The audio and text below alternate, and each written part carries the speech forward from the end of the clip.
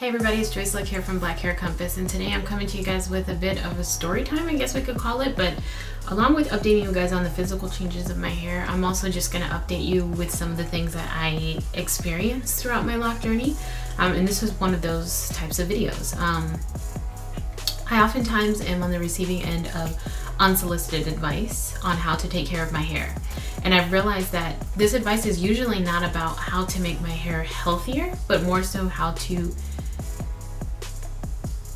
make it look better according to other people's opinions. And most of the time it's about my roots, and I have found that a lot of people, specifically black people, tend to be uncomfortable seeing my roots nappy or puffy or frizzy, and not being, you know, the super sleeked pulled down hair that's like freshly retwisted or freshly interlocked. It makes a lot of people uncomfortable to see it. And you know, my first reaction whenever I'm given advice that I'm not asking for is to be a bit reactionary, but I've taken some time to kind of step back and understand where exactly this is coming from, and kind of also to share with you guys too, so that if it ever happens to you, you can kind of take a moment and empathize a little bit with the people that are coming up to you, as opposed to, you know, taking it personally and reacting accordingly. But for the most part, I find that usually, like I said, it's black people. It's usually older black people, more so often black females than it is males. Sometimes it is males, but most of the time it's older black ladies. And what I have found is, you know, black people in the United States have for a long time, for many different reasons, have in some ways tried to assimilate to European standards of beauty, specifically when it comes to straight hair. For the most part, black people of African descent are not naturally born with straight hair. We have textured hair. It's curly, kinky, coily, whatever you want to call it. It's not straight. So to get our hair straight, it takes a lot of effort and energy. You can either do it by chemical means, or you can do it by applying heat, but either way, like, you have to do something to your hair to make it straight. And for a long time that was a status quo.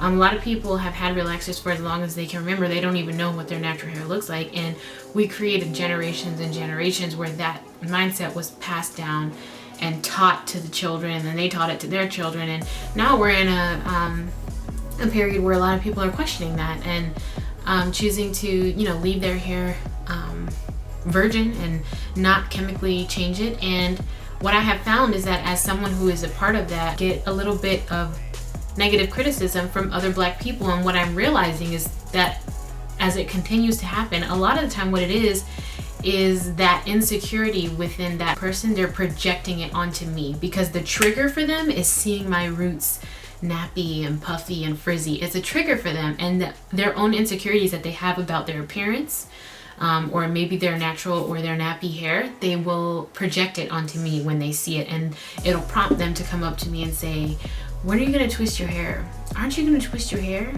Why aren't you doing anything with your hair? And it can be a little tiresome to be on the receiving end of that day in and day out, but I have made it a point to really empathize with these people and understand what it is that's triggering them to say that, because it's about hair, but it's really not just hair. It's beyond that. Like, we're dealing with, you know, something that's, like I said before, it's generational, and it can be a sensitive issue for a lot of people. People who are not within the black community, I think, have no idea how sensitive of a topic hair is, and why it can make some people feel so uncomfortable that they'll come up to a complete stranger and say, when are you going to twist your hair? So that's just something to be mindful of. You may be on the receiving end of people coming up to you and asking you when you're going to twist your hair, and when you're going to interlock your hair, and when are you going to slick down your edges and all that stuff. And, you know, for me, I'm not concerned with my roots being perfect. If you follow my channel, you know that I prioritize the health of the hair over everything, and that includes aesthetics. And we know that over twisting and interlocking too frequently can lead to thinning, and in severe cases, breakage. So it's not a good thing to constantly have your hair super tight and done and every hair in place. Like, it's actually very much so to your detriment. So I would say, if anything, don't let those kind of comments pressure you into doing something that you would not ordinarily do.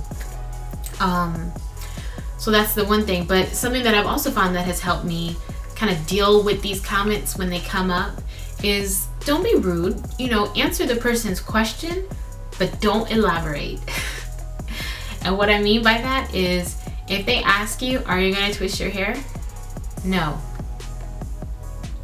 That should suffice. Because I have found that when you say, no, I'm not going to twist my hair because XYZ, as soon as you start explaining yourself, what happens is that person on some level feels entitled to either agree or disagree with your rationale for what you're doing, and then they'll try to push, maybe they might try to push their agenda even more once they know your reasoning. They'll say, yeah, but that doesn't matter because, and then what will happen is you'll be in a conversation with someone discussing your hair care regimen who absolutely has no right to give their 2 cents on what you should be doing with your hair. So to kind of, you know, keep things cordial, but to not let things go off the rails, just answer the question and don't elaborate.